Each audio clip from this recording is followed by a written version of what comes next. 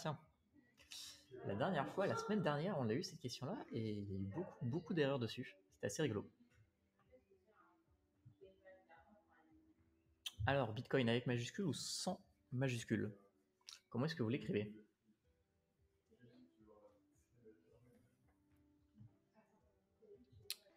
Alors, ça dépend si on parle du protocole ou de la monnaie. Pour rappel, pour ceux qui n'étaient pas là, parce que c'est vrai que j'ai pas du tout rappelé le principe du jeu, mais le Hélène Quiz, c'est quoi? C'est 30 questions.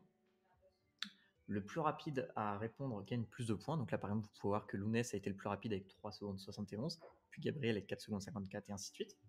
Plus vous répondez vite, plus vous gagnez de points. Et l'objectif, c'est que les 3 gagnants, au bout de 30 questions, gagnent du coup des Satoshi.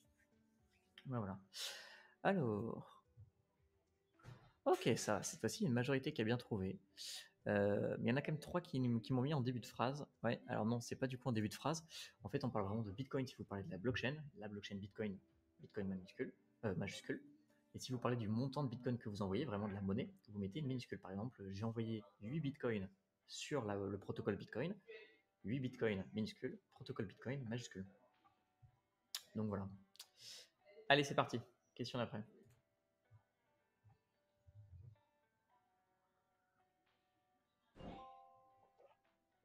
Alors, qu'est-ce que le testnet? Le protocole à suivre pour vérifier une transaction. Le dernier film de Nolan avec des remontées dans le temps. Un réseau Bitcoin parallèle dédié au test. Ou l'endroit où les transactions irrégulières peuvent passer.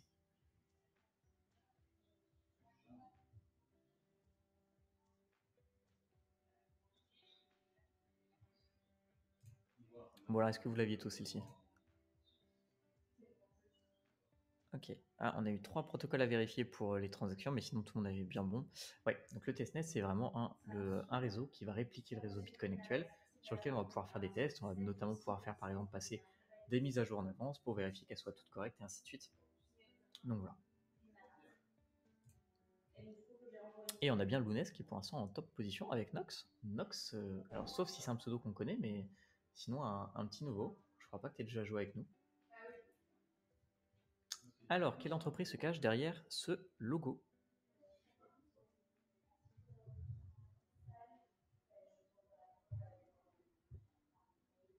Est-ce que vous reconnaissez?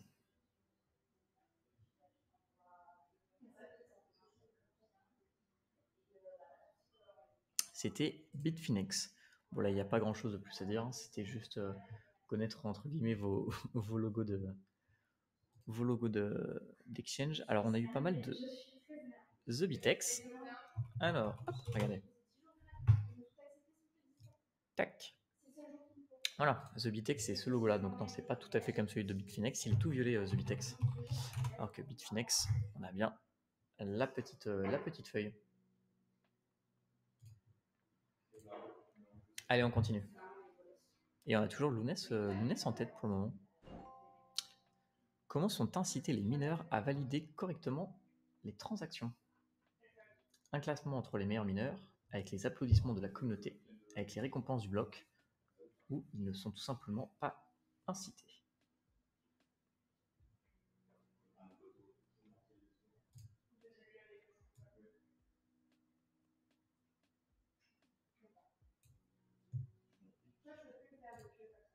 Alors, c'était évidemment avec les récompenses de bloc. Oh, Gabriel qui a répondu très rapidement. Mais c'est un tout petit peu moins, mais ça va. Est-ce que... Normalement, cette question-là, je pense qu'il n'y a pas de souci, on va continuer. Vous n'hésitez absolument pas, si jamais il y a un moment, vous avez une question ou quoi que ce soit, allez poser, c'est l'objectif. Je me demande si mon décalage se traduit dans le temps de réponse 4 sur 4 en good. Good en tout cas. Bah, bien joué, Yax. Salut le pivert. Qu'est-ce qui fait qu'une transaction Bitcoin arrivera avant une autre? Tiens, en attendant, le pivert, si jamais tu veux nous rejoindre sur le jeu, tu peux. Par ici. Alors, c'est les frais qu'on paye avec les transactions. Plus tu payes, plus ça va vite. Quelque chose qu'on pourrait entre guillemets se dire assez basiquement. Je sais pas qu'est-ce que vous avez répondu. Ah, voilà. Donc, date d'émission, première mise. Non. C'est quelque chose qu'on pourrait penser. En effet, si tu arrives en premier dans la file d'attente, tu es le premier à en sortir. Mais en fait, pas du tout. C'est vraiment une compétition et c'est pour ça d'ailleurs que vous pouvez payer par moment des frais qui sont plus importants par certains moments qu'à d'autres. Parce que justement, quand il y a beaucoup de transactions, les mineurs ils sélectionnent les transactions qui vont leur rapporter le plus d'argent, donc avec le plus de frais. Et donc vous avez tout intérêt à augmenter les frais que vous mettez dans votre transaction si vous voulez passer en premier. Salut Bastos et salut Ludovic. Alors attendez, je vous remets le petit lien pour les petits nouveaux. Hop, et on est reparti. Question suivante. Une fois qu'une transaction est validée sur Bitcoin, quand peut-on la modifier? À aucun moment, seulement dans les 24 heures qui suivent, à n'importe quel moment. Toujours en attente du NFT gagné lors de son dernier concours. Bastos, alors attends. Bastos, on va faire un truc. Est-ce que tu peux m'envoyer un message? Et t'as Twitter, Bastos? Hop. Alors, ouais. Tac. Tu peux m'envoyer un MP directement sur CryptoDidact? Hop. Comme ça, je look ça juste à la fin du stream. Alors, à aucun moment, oui. Donc voilà. Bon, j'ai eu 2 à n'importe quel moment. Je pense que ça doit être des erreurs. En effet, on ne peut pas modifier du coup sur la blockchain Bitcoin. C'est bien une de ses propositions de valeur. Alors, qui peut lire une transaction sur Bitcoin? La personne à l'origine de la transaction, tout le monde, les personnes impliquées dans la transaction ou les personnes recevant la transaction. Qui est-ce qui peut lire ça?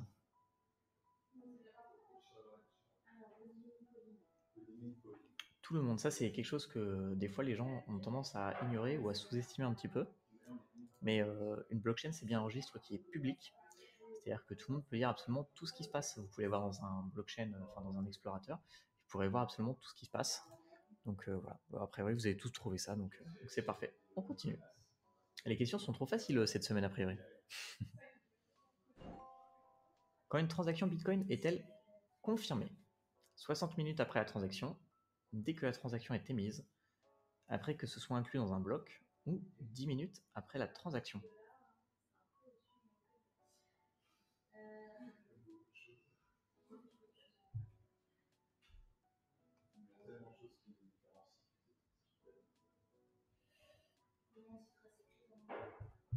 Hop. Alors, ouf. Lounès, toujours le plus rapide. Bien joué. Alors, dès qu'une transaction est émise ou 10 minutes après. Alors, ACD, c'est 10 minutes après, du coup. C'est parce qu'en fait, c'est le temps moyen d'un bloc. Mais si ton bloc il est validé 3 secondes après que tu aies émis ta transaction, ou si ton bloc il est validé 25 minutes après que tu aies émis ta transaction, ça peut changer le temps pour qu'elle soit validée. Donc le plus exact, c'est vraiment au moment de la validation de ton bloc. Et dès que la transaction est émise, bah pas tout à fait Yanis du coup, parce que le taf des mineurs, c'est justement de vérifier que les transactions soient valides. Allez, c'est reparti.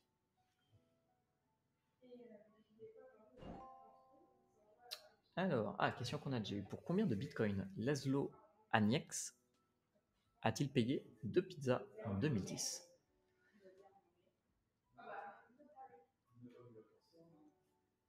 Est-ce qu'il y en a dans le chat qui connaissent cette histoire? L'histoire de ces 2 pizzas qui ont du coup effectivement été payées pour 10 000 bitcoins.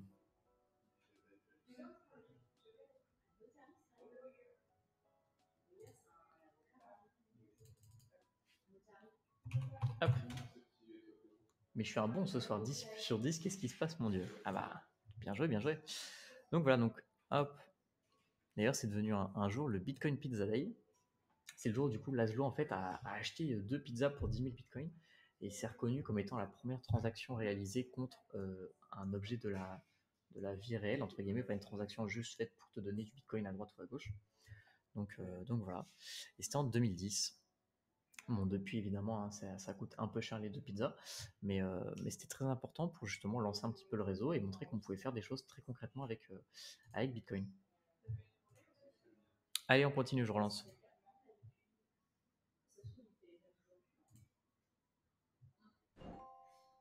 Alors, Adam Back, à l'origine de Hashcash, est aujourd'hui CEO de quelle entreprise? Square, Lightning Labs, Blockstream ou Bitcoin Corp?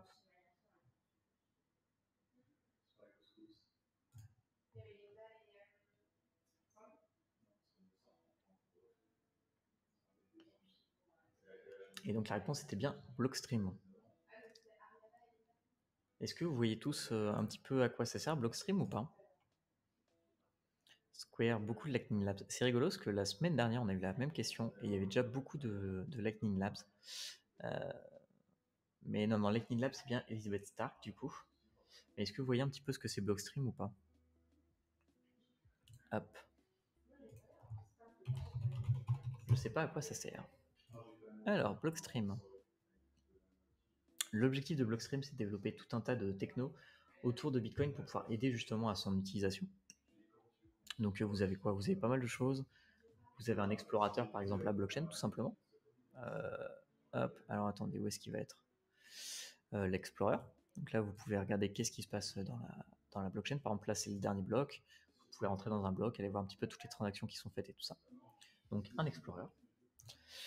Mais vous n'avez pas que ça, hein. Vous avez par exemple Jade, qui est un hardware wallet pour stocker vos bitcoins en toute sécurité. Vous avez Aqua, qui est un wallet du coup, mais un hot wallet cette fois-ci. Vous avez Blockstream Grim, qui est un wallet multiplateforme. Vous avez vraiment beaucoup de choses. Vous avez le réseau Liquid qui sont en train de développer. Vous avez aussi le fait qu'ils aient émis des, enfin, comment dire, retransmis la blockchain Bitcoin par satellite. Et du coup, vous pouvez envoyer aussi des messages par satellite directement. Enfin voilà, ils font tout un tas de trucs. Et donc c'est Adam Back qui est derrière. Voilà. Allez, on passe à la question d'après.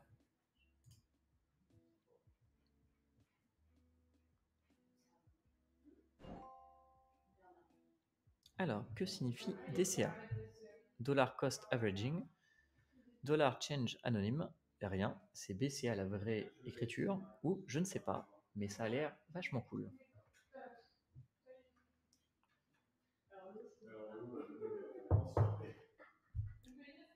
Bon, la bonne réponse c'est bien Dollar Cost Averaging, et je pense qu'à force de vous en parler en permanence, vous allez finir par le connaître par cœur ce truc-là. Pas de pause, on passe directement à la suivante. L'écosystème Bitcoin célèbre un événement tous les 1er août. Lequel? Le Bitcoin Independence Day, le Satoshi Nakamoto Day, le Pizza Day ou l'anniversaire du 1000e bloc miné?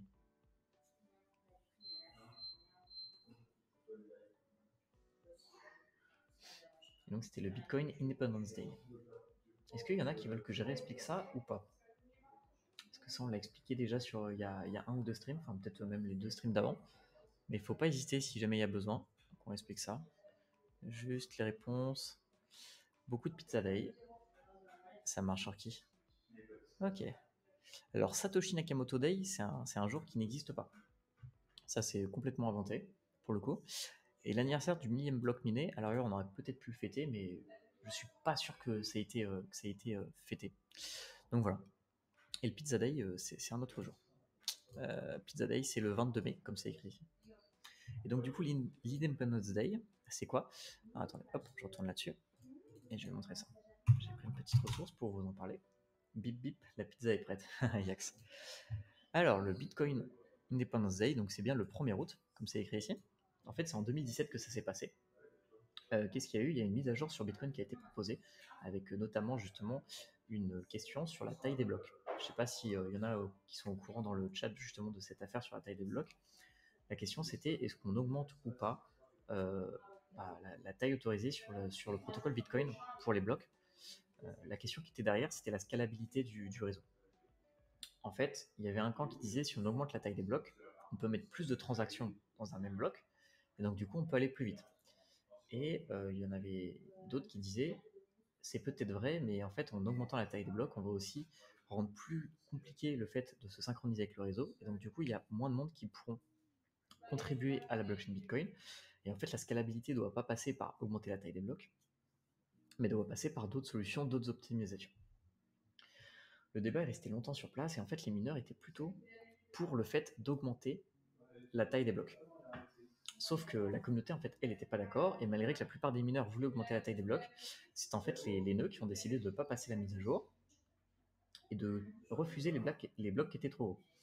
Suite à ça, du coup, on a eu une vraie scission du réseau, on a eu ce qu'on appelle un fork, et comme le dit Gabriel dans le chat, on a eu Bitcoin qui a continué à tourner avec des petits blocs, et on a eu Bitcoin Cash qui a apparu à ce moment-là, et qui lui tournait avec justement des blocs de taille plus importante.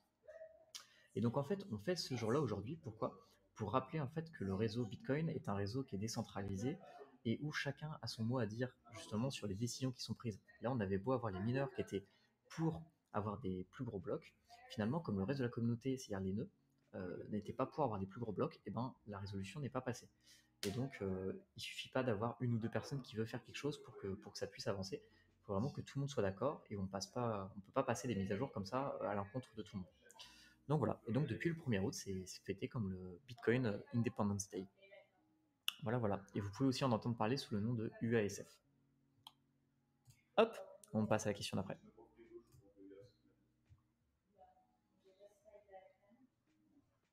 Hop, j'en profite pour remettre le quiz s'il y en a qui veulent entre temps. Alors, quel événement a créé une réelle panique au sein de l'écosystème des Bitcoin début 2014? Le hack de MTGOX, la réapparition de Satoshi Nakamoto, une double dépense sur le réseau ou l'interdiction du Bitcoin en Chine?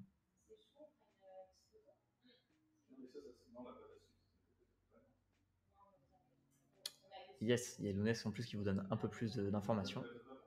UASF égale User Activated Soft Fork. Pas forcément un jeu en particulier. De quoi, Lounès, pas forcément un jeu en particulier? Et du coup, Yax, j'hésite à merde. Ah, tu t'es trompé, Yax? Qu'est-ce que tu nous as répondu? Une double dépense. Ah oui, non. Du coup, double dépense et interdiction. Alors, l'interdiction du Bitcoin en Chine, c'est quelque chose qu'on entend assez régulièrement passer. Hein, c'est une menace qu'on a assez souvent. Mais là, pour le coup, c'était pas ça, ni une double dépense. C'était surtout, du coup, le hack de MTGOX. Il faut savoir que, du coup, en 2014, MTGOX, c'était une plateforme. C'est quoi? C'est une plateforme d'échange, hein, comme Binance aujourd'hui ou Bitfinex ou ce que vous utilisez.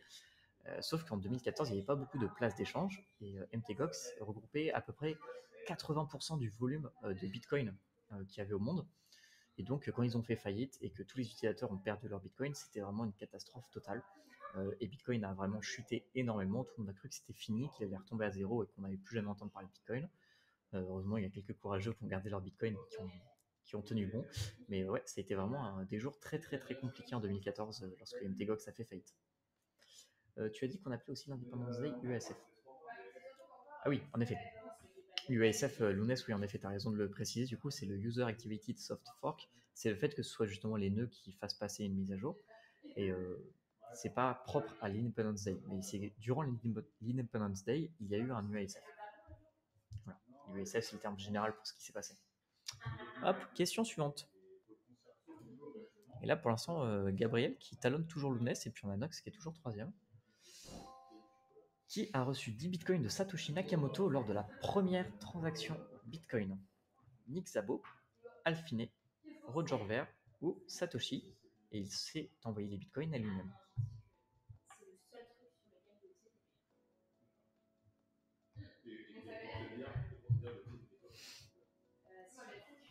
Et donc c'est bien à Alphine qu'il a envoyé justement les 10 bitcoins. Alors, chose assez rigolote, c'est que j'en ai parlé très récemment sur le Twitter. Hop, ça a été une des questions qui était posée. Alors, hop, c'est... Tac, ici, vous avez la transaction. La toute première transaction, donc là, comme vous pouvez le voir, c'est un explorer de blockchain, hein, comme on aurait pu l'avoir avec justement le Blockstream que je vous ai montré tout à l'heure. Et donc là, on voit bien qu'on a le hash de la transaction qui a été réalisé le 12 janvier 2009, il y a maintenant 12 ans. Et donc, du coup, il y avait 50 bitcoins, mais en fait, il y en a 10 qui ont été envoyés à Alphine, donc ça, c'est l'adresse de Alphine, et 40 qui ont été renvoyés à l'adresse de Satoshi. Burk, Blockshare, ils sont pro BCH. Lounès. Tu peux mettre le lien, s'il te plaît? Tu veux le lien de quoi, Gabriel? Attends, hop. Si jamais tu veux, Gabriel, je te mets ça. Et surtout, on a derrière ça qui est intéressant. Si jamais il y en a qui sont curieux, là, quand vous regardez la transaction, vous voyez qu'il y a 50 bitcoins qui ont été envoyés, alors qu'en fait, il voulait en envoyer que 10 à Alphine. Il y en a 40 qui sont revenus à son adresse. Si vous regardez ça et ça, c'est strictement la même adresse. Et donc, justement, dans le lien que je vous ai envoyé là, il y a l'explication de pourquoi est-ce qu'il y a 50 qui ont été envoyés, puis 10 pour Alphine et 40 qui revient à Satoshi. Mais si vous êtes curieux, on peut regarder ça tranquillement en stream tout à l'heure. Mais voilà. Allez, on est reparti, je relance.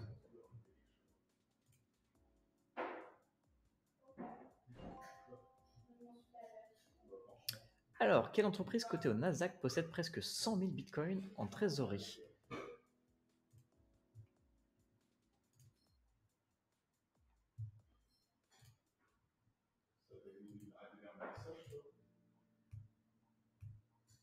Pourquoi ARG, Younes? Alors, MicroStrategy. C'est bien eux qui possèdent presque 100 000 bitcoins. Ils sont à 94 000, je crois, de mémoire. On va les vérifier ça ensemble de toute manière. ARG, j'ai changé. Ah mince, t'as mis quoi? Qu'est-ce que tu as mis, Younes? Ah, Raz aussi. Et Facebook, ils en ont du coup. Non, Yak, ça a été démenti en fait. C'est juste des rumeurs. Salut, possible d'avoir le lien pour jouer? Ouais, bien sûr, blabla. Hop. Ouais, Coinbase, ils en ont que 4000, je crois. Hop, regardez, Coinbase, ils en ont 4400. Alors que MicroStrategy, on voit qu'ils en ont bien 91 000. Donc bien plus important. Alors, et on va faire une petite pause, juste 30 secondes, parce qu'il y a Cryptodin a priori qui vient d'arriver. Hop. Alors, Cryptodin, est-ce que tu nous entends? Si oui, tu es en direct live. Hello. Salut, super. Bien, bien, et toi? Nickel, nickel, nickel. Nickel. Hop. Un peu en retard, je suis désolé. Non, il n'y a pas de souci, le chat t'attendait tranquillement. On a commencé notre petit quiz en attendant. Voilà, tout le monde. Est-ce que vous entendez bien Cryptodin déjà? Attends, hop, je vais me mettre sur mute. Tac. Et là, bon, Lounès, t'as de la chance, t'avais suffisamment d'avance, donc du coup, malgré que tu te sois trompé, Gabriel n'était pas encore passé devant, mais bon, il rattrape tranquillement l'erreur. Enfin, il rattrape tranquillement le retard. Non, c'est pas 100 000 alors, rendez l'argent. Alors, Yax, la question c'est qui a presque 100 000? Moyen niveau son. Alors attendez, je vais augmenter Cryptodin, vous l'entendez plus fort quand même. Ce serait dommage de ne pas entendre sa douce voix. Hop. Non, non, non, mais je suis discret là pour le moment. Voilà. Est-ce que là vous entendez Cryptodin? Normalement, vous devriez mieux l'entendre. J'ai augmenté son son. Ah, me dites pas non.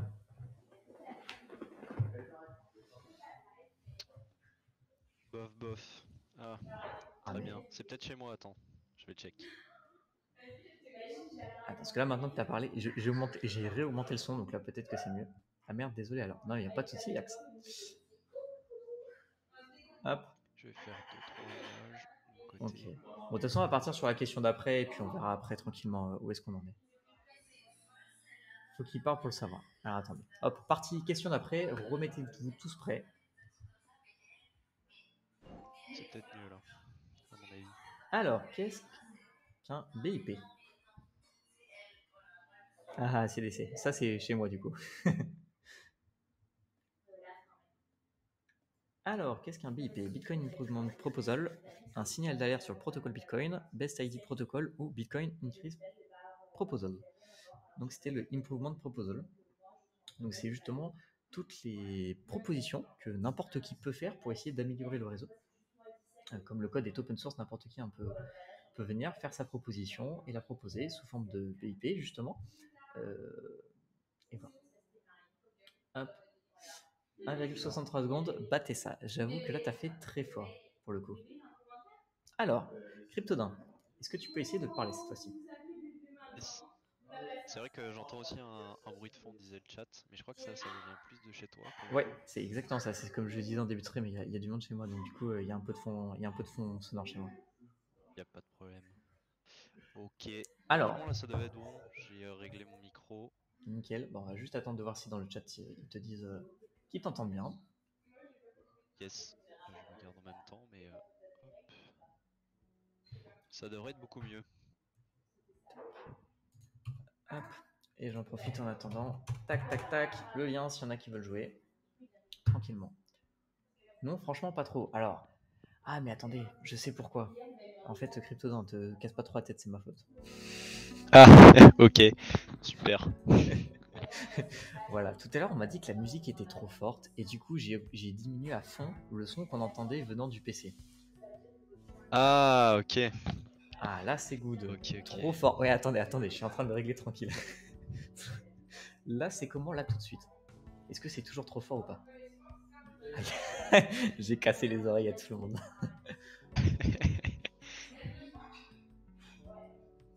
C'est bon là, nickel. Ok, parfait. Et est-ce que du coup la musique est trop forte maintenant ou est-ce que je peux la laisser comme ça? Voilà, comme ça on est nickel. Après, il n'y a plus de réglation à faire. Et avec tes 100 bitcoins, tu n'as plus pas pu prendre un FI de 500 mètres carrés? Bah justement, Yax, je préfère pas les dépenser pour l'instant les bitcoins. Je préfère garder tranquillement et je les revendrai plus tard. Ok, super. Bon, bah voilà, on t'entend nickel. Tu veux jouer en même temps, Cryptodin? Ouais, je Ouais. vais rejoindre. Alors, déjà, une question, comment est-ce qu'on t'appelle? Bah, Cryptodin.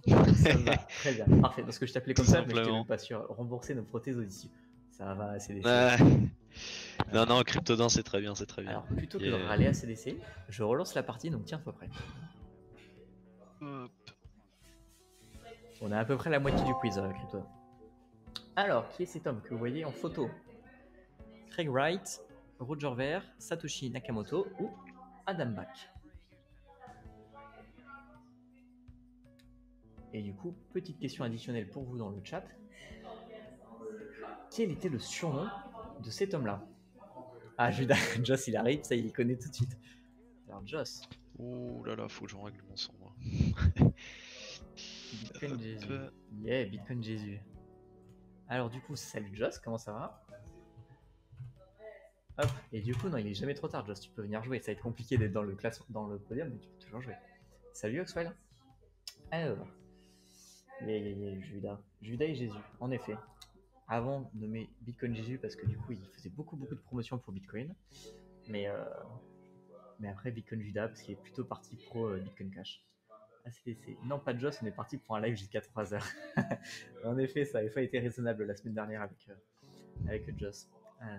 Bon, allez, question d'après, on est reparti. Ah, moi, je suis pas resté jusqu'au bout, j'avoue. Il faut dire que là, pour le coup, on avait fait bien tard. Alors, qui a dit le monde finira par n'avoir qu'une seule monnaie? Internet n'aura qu'une seule monnaie. Je crois personnellement que ce sera Bitcoin. Satoshi Nakamoto, Elon Musk, Jack Dorsey, Trace Mayer. Qui est-ce qui a dit ça? Ah, j'ai un petit doute là. C'est Jack Dorsey. Joss, Ouais. pourquoi tu fais ça? Est-ce que tu sais pas qui c'est qui a dit ça?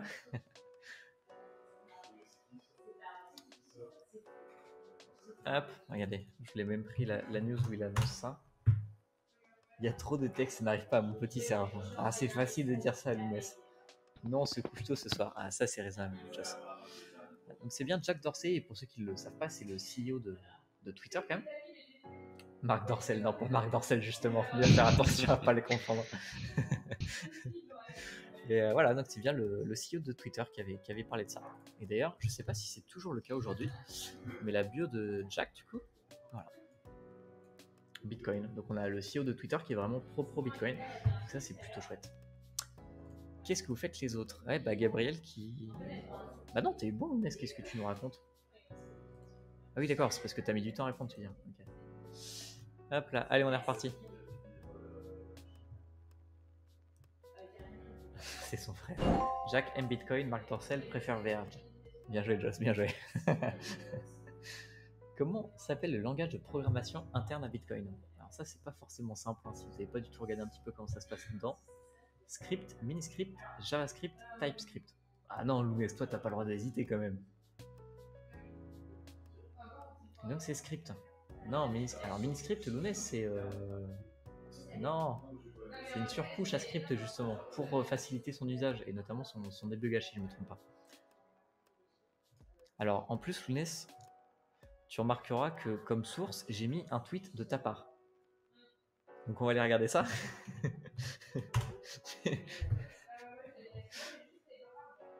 Inception là, par Voilà. contre.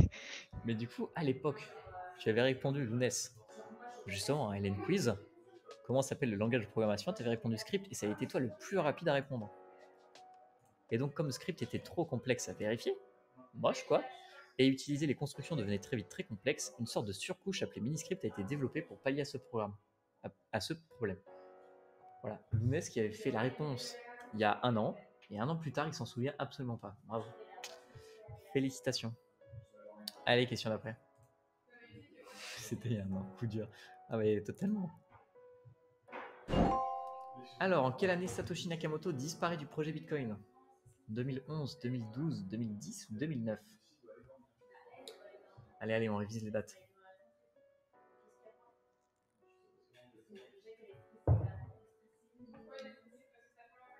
C'est le piège, ça. Ah, c'est le piège, ouais. Ouais, mais il faut bien des pièges, Lounès, parce que sinon, t'es tout le temps premier, forcément. Donc, Ah bah, moi je suis tombé dedans, c'est parfait. T'as mis quoi, ça? 2010. Ah, ça va, Lounès, t'es bon. Dégoûté, je suis plus premier. Ah, Gabriel qui t'a dépassé, en effet. Et donc, ouais, hop. Non, c'est... hop là. Pour ceux qui veulent, on a bien ça. Et donc, du coup, c'est... Alors, attendez que je vous retrouve le dernier message. Clac, clac, clac. Voilà, en 2011, en mai 2011, on a Satoshi qui dit « Je suis passé à autre chose et ne serai probablement plus là à l'avenir. » Voilà. Pour l'instant, je fais un 100% de faute. J'ai attaqué la 7ème question. Dur d'être un débutant. Ah, courage, blablat. Mais c'est l'objectif, c'est de progresser semaine après semaine au quiz. Hop là. Et n'hésite pas du coup, un blablat, si tu as des questions par moment que tu comprends pas, que tu veux de l'idée ou quoi que ce soit, enfin des explications, c'est avec grand plaisir, on est là pour ça. Allez, on relance. Dégoûté, je suis plus premier. Ouais, Gabriel qui n'a pas lâché. Pour l'instant, tu as ravi la première place, Lounès. Alors, qu'appelle-t-on le change dans une transaction Bitcoin? Pas forcément facile ça. Pour les nouveaux Bitcoins qui ne sont pas encore propres, le surplus de Bitcoin qui est renvoyé à l'adresse d'origine, différence entre du prix en dollars et en euros, ou les frais de transaction. Arg, Lounès qui me met un couteau dans le ventre. Mettre en pause. Lounès, ça renvoie à une adresse autre? Forcément, ça dépend pas de ton wallet? Vraie question ça pour le coup sur le change. Ouais c'est ça, oui, ça aurait été plus exact de mettre vers une adresse du wallet, au moins j'aurais été sûr. Okay. Yes, en effet, je suis d'accord. Et donc du coup, en fait, si vous avez un tout, si vous l'avez un tout petit peu compris, ce qu'on disait tout à l'heure là avec la transaction de Satoshi vers Alphine, c'est que par moment, quand vous faites un envoi par exemple de 10 bitcoins, vous en avez 50 qui sont envoyés et 10 qui sont envoyés vers la bonne et 40 qui sont renvoyés à celui qui a envoyé justement les bitcoins de base. Et donc ça, c'est ce qu'on appelle le change. Et donc ça, pourquoi ça fonctionne ainsi?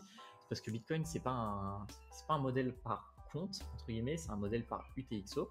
C'est-à-dire que par exemple, il faut voir vos bitcoins comme des paquets. Si jamais vous recevez 40 bitcoins et que vous voulez en envoyer 2, vous ne pouvez pas envoyer 2 bitcoins à la personne. Vous êtes obligé de renvoyer le paquet de 40. Et sur le paquet de 40, il y en a 2 qui vont aller à la personne que vous voulez réellement, et du coup 38 qui vont vous revenir. Et la prochaine fois que vous voulez faire un autre échange, vous enverrez 38 et vous enverrez précisément ce que vous voulez, et ainsi de suite. Ça troll les bitcoiners en fond sonore, on entend tout. J'ai même pas fait gaffe à CDC, a priori t'entends mieux que moi ce qui se fait derrière. J'y crois pas. Allez, on relance. Mais si vous voulez, après on invitera les personnes qui sont des bitcoiners derrière pour répondre aux questions. Alors, combien de fois le mot blockchain apparaît-il dans le white paper Bitcoin? Plus de 21 fois, entre 1 et 10 fois, 0 fois ou entre 11 et 20 fois? C'est quoi ce délire? Qui a compté? Moi j'ai compté. Ok. Là, ça va partir en... réponse aléatoire. Ah ah. Ça a été dit 0 fois dans le white paper. Et ça, c'est assez rigolo parce que quand on débute, c'est pas quelque chose qui nous paraît naturel. Attendez, hop. Je vous montre un. J'ai le lien vers le white paper.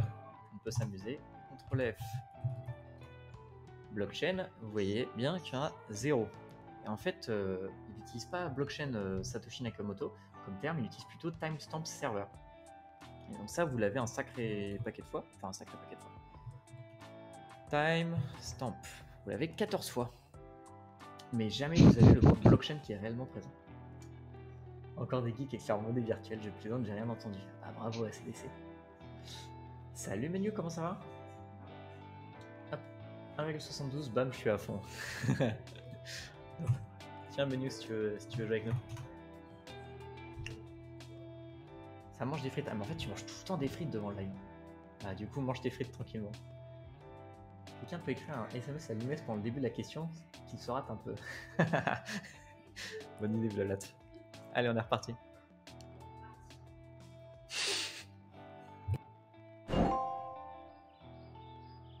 Où est basé le serveur central de Bitcoin? Lieu inconnu, aucune de ces réponses, Tokyo ou New York. Alors vous l'entendez pas forcément complètement, mais je me fais complètement troller derrière moi. Carton rouge là. Bah pourquoi carton rouge, Lounès? pourquoi est-ce que j'ai un carton rouge là-dessus? Donc oui, il n'y a pas de serveur central à Bitcoin. Hein. On est bien d'accord, c'est un protocole qui est décentralisé. L'objectif, c'est qu'il soit réparti entre le plus de personnes possible. Donc il n'y a pas un serveur central sur lequel... De quoi ça désarçonne, ça stupéfie comme question. Ah oui, mais c'est pour voir comment est-ce que vous suivez ou pas. Hein. Bon, au final, c'est bon, t'as eu bon. Pas le plus rapide, mais t'as quand même eu bon. Allez, question d'après.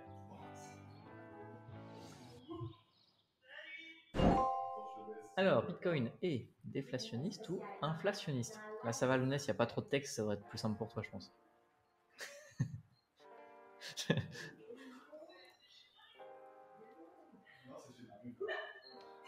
Bon, ça va, Cryptodin, tu l'as celle-ci? Normalement, ça devrait être bon.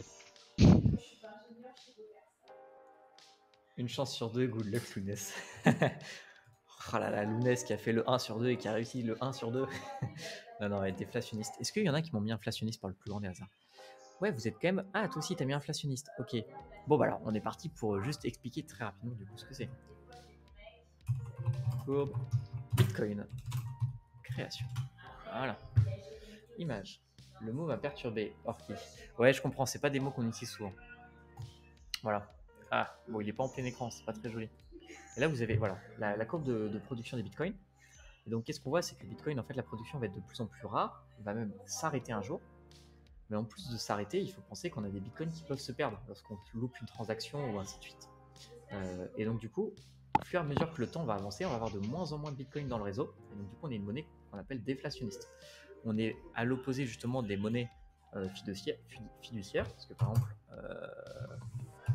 hop, alors, ouais, M1, c'est peut-être pas comme ça qu'il faut l'écrire si je veux afficher ça. Ah, comment je l'affiche? Contrairement, voilà, au dollar, vous voyez que la courbe elle est totalement à l'inverse du Bitcoin, c'est-à-dire qu'en fait on n'en avait pas beaucoup et on se met à en imprimer de plus en plus jusqu'à l'infini. Donc ça c'est ce qu'on appelle inflationniste. Voilà. Et donc du coup le fait que Bitcoin soit déflationniste, c'est une de ses propositions de valeur vraiment majeures. Allez, on est reparti. Ah, la magie de la planche à billets, exactement. Alors, en ce moment, ça charbonne. Hein. Ok, oui. D'où vient le Magic Internet Money? Vous allez voir une petite image de ce que c'est que le Magic Internet Money. Et si vous savez d'où ça vient, est-ce qu'il y en a qui savent pourquoi c'est apparu? La PP de Wiz. Oh oui. Wiz, un compte Twitter à suivre. Au hasard pour celle-là. Alors, ça vient de Reddit. Alors, ouais, tout le monde ne connaît pas forcément l'histoire du Internet.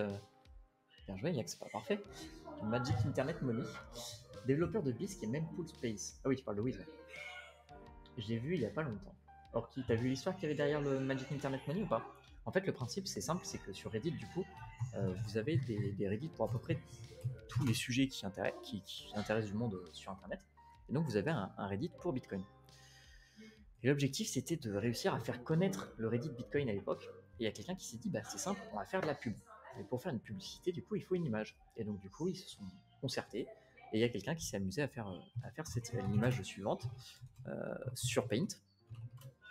Et les gens, ils ont trouvé ça tellement énorme qu'ils ont dit, bah ok, en fait, ça va être l'image justement du Reddit Bitcoin. C'est pour ça que vous voyez le r/Bitcoin, parce que du coup, c'est bien Reddit, et Join Us, parce que du coup, c'est une publicité.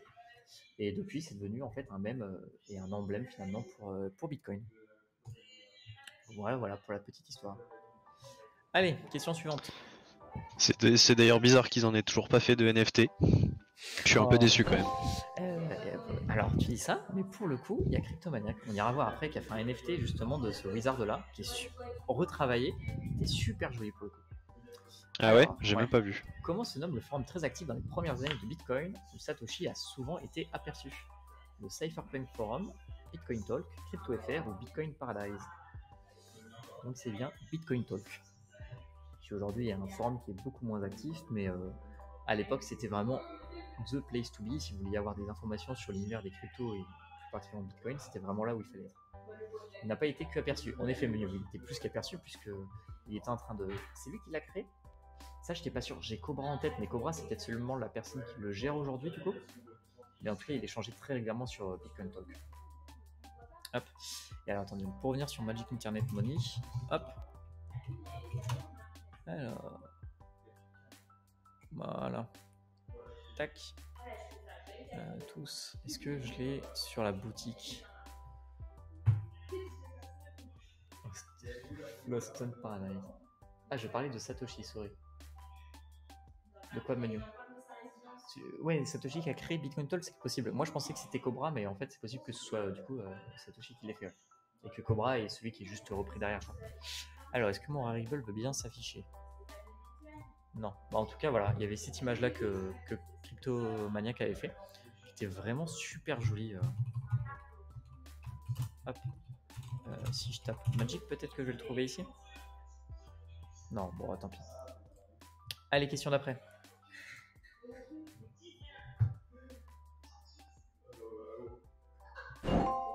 Alors, qui a introduit la notion de BIP? Vous vous souvenez, la BIP, on en a parlé tout à l'heure. Bitcoin Improvement Proposal. Et donc, du coup, c'est qui a introduit cette notion-là pour la première fois pour qu'on ait des façons plus simples de faire des mises à jour? Amir Taaki, Satoshi Nakamoto, personne, c'était simplement là depuis le début, ou Nick Szabo. Ouch, pourquoi Ouch, Nunes? Tu savais pas ça? Et donc, du coup, c'est bien Amir Taaki qui est à l'origine des BIP. Ouf! Ah non, ouch, tu as eu bon, pour le coup. Mais ouch, il n'y en a pas beaucoup qui ont eu la bonne réponse, comme c'est la première fois qu'on n'a même pas 3 personnes qui ont une bonne chance. Bonne chance sur 4, ça devient plus complexe là. Ouais, bah, bien joué. Et Blablat, félicitations, t'es deuxième à avoir répondu. Vive le hasard pour le coup. Ouais, alors là, j'avoue que ça fait partie des questions qui sont un peu plus compliquées. Mais voilà, Amir Taeki, qui était donc développeur, crypto-anarchiste, et du coup qui a proposé les BIP en premier. Voilà. Donc, faut pas hésiter, je vous mets le lien dans le chat si jamais vous voulez vous intéresser un peu plus à qui c'est. C'est toujours intéressant voilà, de regarder un petit peu tout ce qui s'est passé de ce côté-là. Hop, allez, partie d'après. Enfin, question d'après. À qui sont destinés les frais de transaction? À tous les mineurs qui ont aidé à la transaction, enfin qui ont aidé à vérifier les transactions. C'est dans les poches de Satoshi Nakamoto. C'est pour le mineur qui a trouvé le bloc, ou c'est une partie au wallet qui a réalisé la transaction et une partie au mineur. C'est ambigu. Non, c'est pas ambigu, mais c'est que le mineur qui a trouvé le bloc qui touche les frais de transaction. Je suis d'accord, c'est un peu ambigu puisque un mineur ça peut représenter un groupe de mineurs qui sont sur le même bloc. Ouais, on est bien d'accord qu'il y a plein de mineurs qui sont dans une pool et c'est la pool qui touche, mais ça change pas que ta pool en fait c'est oui.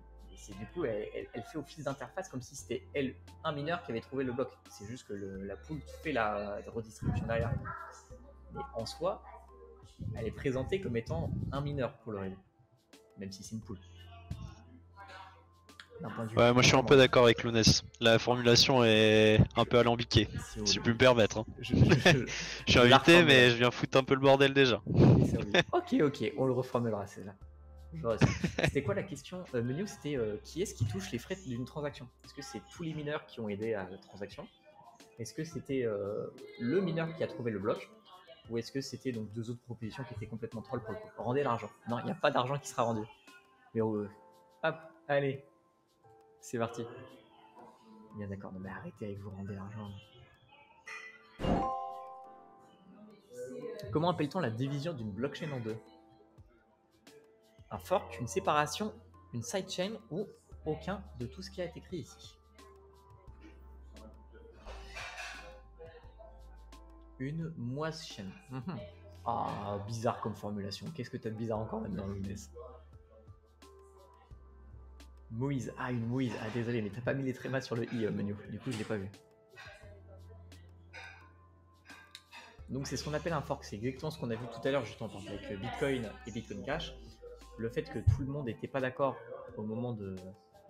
Ah, ça a été compris comme une division de blocs. Alors, ok, en effet, peut-être que c'est pas bien formulé. Et non, là, je parlais vraiment d'une division de blockchain. Donc là, Raz, en fait, hop. Alors, fork, ça veut dire une fourchette aussi, mais c'est pas ce qu'on veut ici. Hop.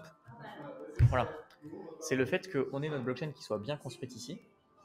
Et qu'à un moment, donc c'est ce qu'on a vu tout à l'heure avec le Independence Day, c'est qu'il y a une partie du réseau qui continue avec les petits blocs, donc d'un côté, et tous ceux qui veulent les gros blocs, bah, du coup, ils sont plus sur le même réseau, ils continuent, mais de leur côté. Donc en fait, la blockchain se divise bien en deux.